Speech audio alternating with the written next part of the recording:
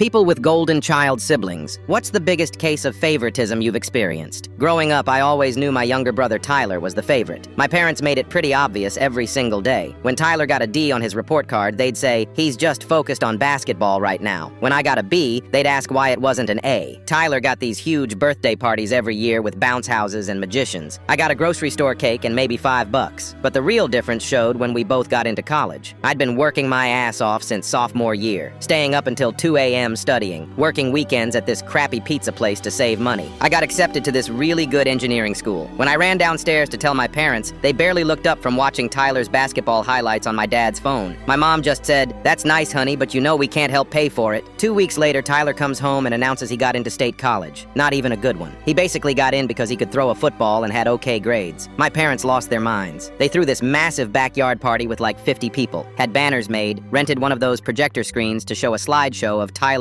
journey to success. I'm standing there watching this, thinking about how I've never gotten anything close to this reaction. When I asked my mom why there wasn't a party for me, she said, "You're the responsible one, Marcus. You don't need all the attention like Tyler does." The worst part happened during my freshman year. I was driving back to my dorm after working a double shift at this campus restaurant. Some drunk idiot ran a red light and hit me head on. Broke my leg in 3 places. Had to get surgery with metal rods put in. I called my parents from the hospital bed, thinking they'd drop everything to come see me. My dad answered the phone and I told him what happened. He was quiet for a second, then said, "Oh man, that sucks. But we're actually driving Tyler to this football camp thing right now. It's really important for his recruitment. We'll try to visit next week maybe." They never came. Not once. My roommate Jake's parents drove 4 hours to check on me instead. Brought me food, helped me get to physical therapy, even paid for my Ubers when I couldn't drive. People I barely knew cared more about me than my own family. Over the next few years, I just stopped expecting anything. Birthdays passed without phone calls. Tyler got a brand new truck for his 18th birthday. I took the campus shuttle everywhere. When I graduated with honors, they didn't come to the ceremony because Tyler had a spring game that day. But the thing that really broke me happened when our grandmother died last year. She'd always been different from my parents. Actually paid attention to both of us equally. In her will, she left money for both me and Tyler's education. Said she wanted to make sure we both had opportunities. My parents were in charge of managing the accounts until we turned 25. Last month, I turned 25 and went to claim my inheritance. The account was empty, completely drained. When I called my dad screaming, asking where my money went, he just sighed like I was bothering him. Tyler needed it more. His off-campus apartment was expensive, and he wanted that nice car. You'll figure it out, Marcus. You always do. $22,000. Gone. Used to buy Tyler a BMW and pay for his party house while I was eating ramen noodles and working 3 jobs. That's when it hit me. I wasn't the responsible son who didn't need help. I was just the kid they never really wanted. Tyler was their real child, and I was like some obligation they had to deal with. I hung up the phone and blocked their numbers. Haven't spoken to any of them since. Tyler tried texting me asking why I was being such a drama queen, but I blocked him too.